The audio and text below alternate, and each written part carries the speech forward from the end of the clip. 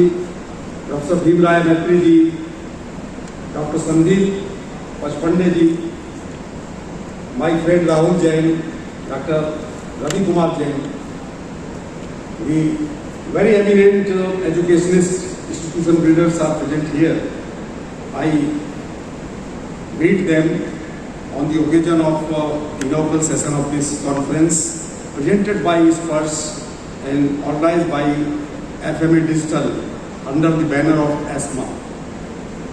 I can see very eminent people like Amit Saxena ji from the group which has set up the ISPERS Business School at Greater Noida, Dr. Chandan Chaudhary, Dean ISB Chandigarh, Mr. Naseer Jain, who is representing EFMD in Asia, and of course Ms. Shruti Arora, Director Capital Projects and Infrastructure at PwC.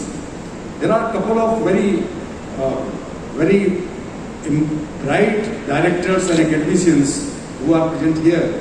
I have privilege of working at Greater Noida for last 20 years. We started our institute in 2004, and I know every one of them. Here I can see Dr. Timira Sukla and Dr. Sapna Rakesh, they are here. Arun Kumar Singh is here, and EPSI people are also representing EPSI.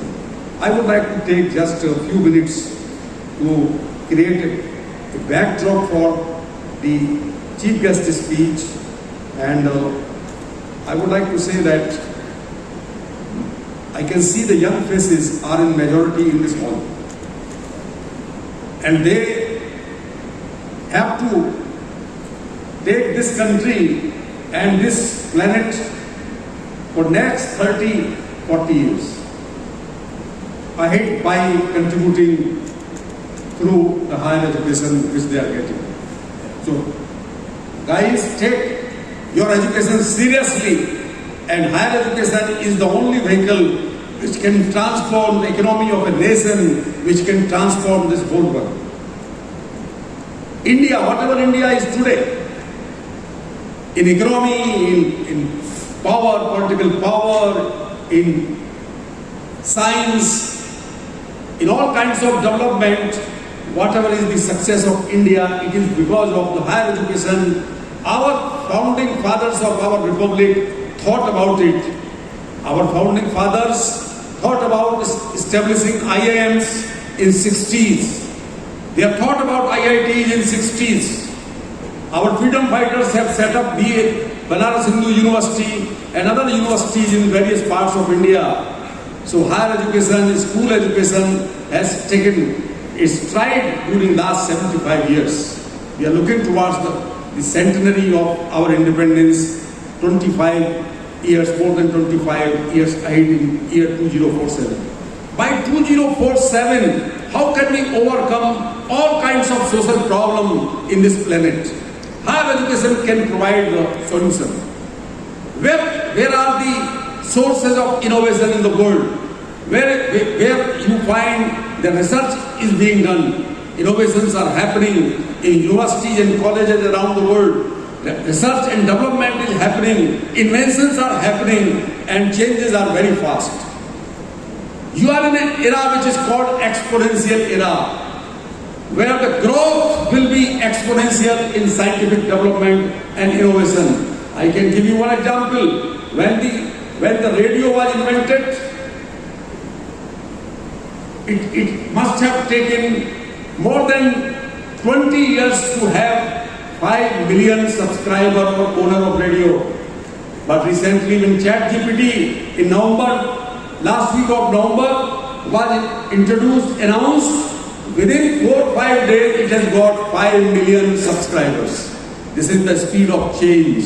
A smartphone you are having in your hand, it has a computing ability of a supercomputer which used to be cost more than crores 30 years, 40 years back. The smartphone you are having, it is having a capacity, computing capacity equal to the brain of a mouse. After 2035, within next 10-12 years, the capacity, computing capacity of the smartphone will be equal to the computing capacity of human brain, it is being predicted by scientists. I am not saying it. And by 2050, when you shall be working in the industry or government or the social sector, the computing power of a smartphone, which is being currently used all over the world by more than 5 billion people. 8 billion people are having handsets, but 5 billion people are having smartphones. By 2050, its computing capacity will be equal to the combined computing capacity of all human beings on the earth. 2050. You will be working, living in 2050. We may not be able to live so long. So I would like to conclude here. Higher education in India has played a very important role. We are on cusp of a very big radical shift. Now has been steered by the announcement of the National Education Policy, which has talked about the future. It has given a roadmap for almost everything. How the undergraduate and postgraduate programs will be delivered, how research and development will happen in university campuses, what kind of autonomy will be given to universities and colleges, how teachers will be developed, how students will be taught. This education policy, which was drafted under the leadership of a very big scientist of our country, Dr. Kasturi Rangan. I hope that the benefits of the national education policy will come slowly, not very fastly, but within the next 5 years, we shall be seeing the big changes happening in university and colleges. I conclude here. I wish a great success for this conference.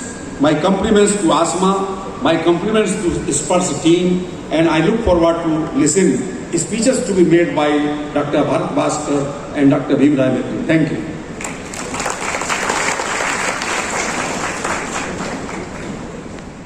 Intermediate model and your advanced model courses. So you're not saying only advanced courses will teach.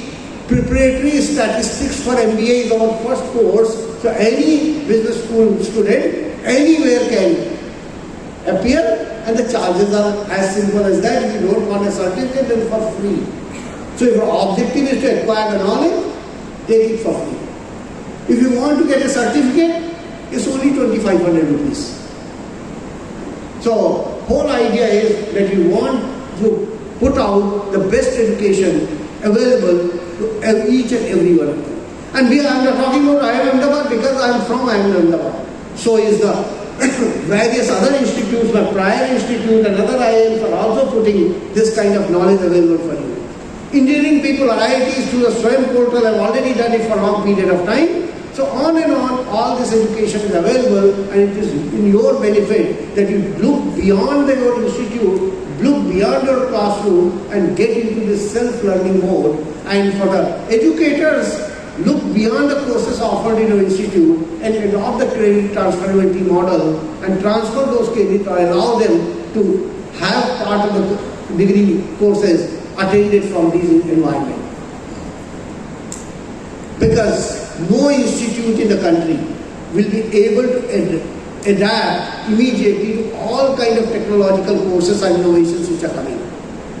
World is moving so fast. As we said, in 2015 or till 2015, the half-life of a disruption was about 4 or 5 years. But post 2015, the life of your degree has become only 2 years. And it's really changing even at the fastest speed. At this fast pace, it is important for you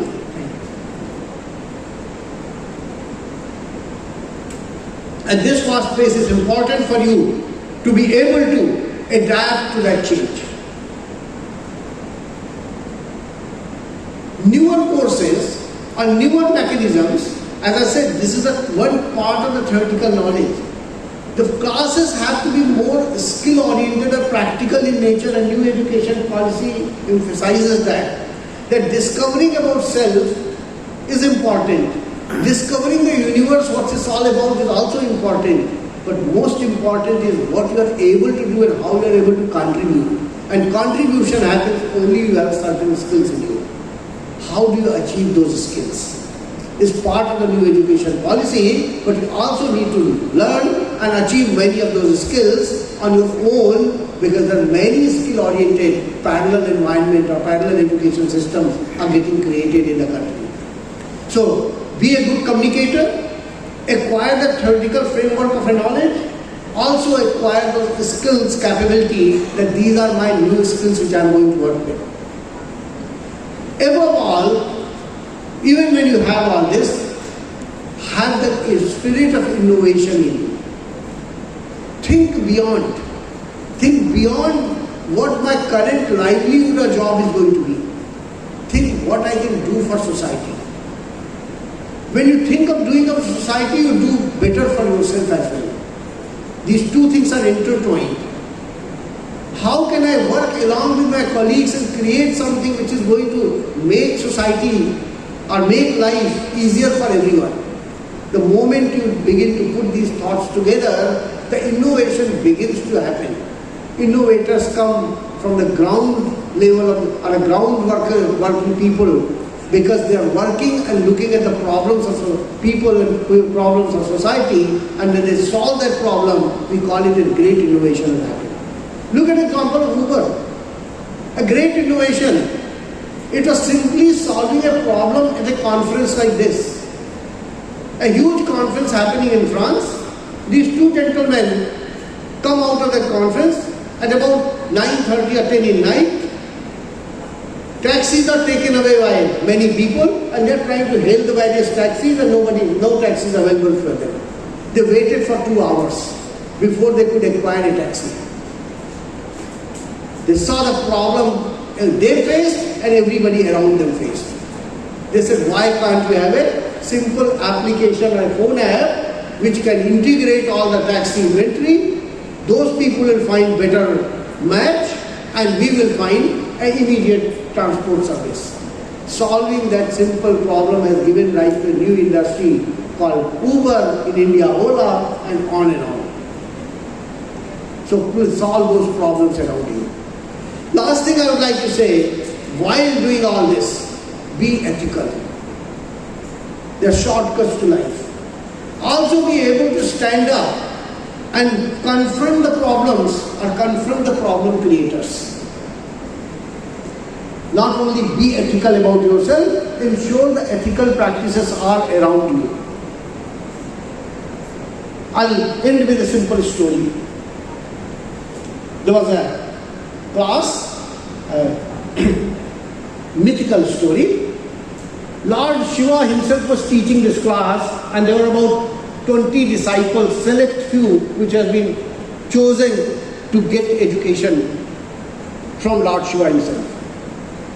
Lord Shiva gave them education on how to fight battle, how to think through, how to meditate, all the necessities of life. Over few weeks, Lord Shiva taught them. Tests were held. While testing them, they figured it out that all of them were excellent, and all the disciples or pupils have learnt it greatly. Each one was better than other. None of them failed. Actually, they all passed with the flying colors. Then, once the tests were over, Lord Shiva walked in one of these days in the classroom, and he started talking and behaving in exactly opposite ways what he has been teaching them. People looked at the behavior and they thought, what is going on? Maybe we have heard many other aspects of Lord Shiva, maybe he has gotten into the other life of Lord Shiva and behaving it in this fashion. One day passed, second day he did the same thing, and third day he did the same thing. All people fearing Lord Shiva didn't utter a word. On a fourth day when Lord Shiva arrived and he started behaving in a completely unethical way or against his teachings, Lord Shiva got up. One of the disciples got up and told Lord Shiva, sir, your behavior is not matching the teachings you have been giving to all of us. And I highly condemn or disagree with your behavior, which is highly unethical according to what our learnings are. All disciples got very scared that he has opposed Lord Shiva, the Almighty, All-Powerful. Punishment will follow. A wrath of Shiva will happen. Lord Shiva looked at him, smiled at him, and gave him his own parachute. That disciple was called Parashuram. So be ethical not only to yourself, but when unethical practices are happening around you, ensure to oppose them, point out to them, and make sure that society remains ethical. This ethical behavior along with your learnings will take you far. Thank you very much. Respected Professor Bharat ji, the Director, IIM Ahmedabad and the leading management experts and leaders, Professor Chaturvedi, Director of FinTech, and he is also heading the EPSI, Education Promotion Society of India, to build the management education to take the next level. My friend Professor Kumar Jain, Dr. Sandeep, and the important person who is organizing this very important event on very relevant topic, Mr. Rahul Jain, the ASMA President, and my great friend and senior advisor, Professor Chandran Chaudhary, and all the distinguished participants, my dear students. First of all, I thank the ASMA and First Business School for inviting me for this topic and this event, that revisiting the purpose and vision of higher education and imperative for paradigm shift. So if you look at the definition of the vision of the institute, always one vision is common, irrespective of if you go to the different business schools and institutions, visions are different. But one vision which is common to all, everybody expects, that is a best student should join the institute, best faculty should join the institute, and best industry should recruit the students. So all the three stakeholders coming to that institution act as a magnet, so that we call it as a best or world-class institute. But when you talk about the purpose and vision of higher education, as Professor Chaturvedi rightly said, the purpose and vision of higher education now it is going to change.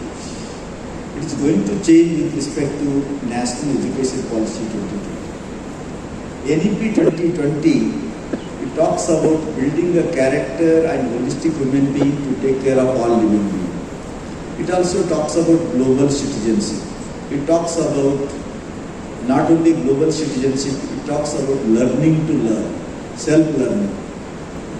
So these are some of the key focus of NEP 2020, and to do all those things, to achieve all those things, important, a fundamental rock for NEP 2020 is IKS, Indian Knowledge System. So today if you look at the current education and what is emphasized in NEP 2020, it is going to transform higher education in India in big way. IKS is a fundamental, not only education in India but a global education. Because to build a holistic human being, to get the attitude of cooperation, and also if you look at the compassion and non-violence, some of the principles which are mentioned in our Indian traditions, so those are current education, they are missing, and NEP 2020 is going to incorporate all those things. Another important aspect in NEP 2020 while revisiting the purpose and vision of higher education is about local connect. Every place has its own best practices. So how to incorporate local best practices in our education system, that is also part of purpose and vision of higher education.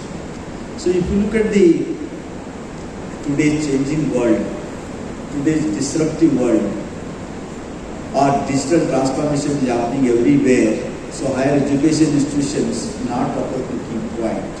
So in future, universities or institutions are going to be a smart universities. Smart universities are nothing but high-tech and high-touch universities. And while doing that, one has to keep in mind, again, NEP also highlights the sustainability. Today, United Nations 17 Sustainable Development Goals have been mentioned in our NEP 2020. How to build our university schools as a sustainable higher education, and that is where our University Grant Commission, as per the NEP 2020, they have developed a document called IDP, Institute Development Plan. So this is a 15-year plan. Every institution, those who are starting new and those who are already exist, everybody has to follow the IDP. As a part of IDP, a sustainable business school is one. We should have a solar campus, so that not only you save the electricity, but it is also going to be sustainable. Again, a sustainable campus is the one where water harvesting is there, zero wastage of water, net zero as a part of it. So like that, again, what kind of plantation trees you do, for example, neem tree gives the maximum oxygen in the campus. So those are all aspects of the sustainable higher education institution. So sustainability is going to play a very, very important role, and that is where, while developing a vision for higher education, one has to look into this particular aspect. And second one is the digitalization. Digitalization means basically you have to have a huge latest high-order digital technologies to offer the digital solution to the higher education. So the kind of offering, probably you might have heard about DBS Bank of Singapore. Nobody knows where bank is there, but that provides the best of the best service to the rest of the world, not only Singapore. So it is intangible. Today, if you look at that, maybe 30, 40 years back, everything was tangible. There was assembly line, manufacturing, you can see people working one after the other, all those things. So that was totally tangible. In this disruptive digital world, everything is intangible. You can't see, but you can get the best of the best result.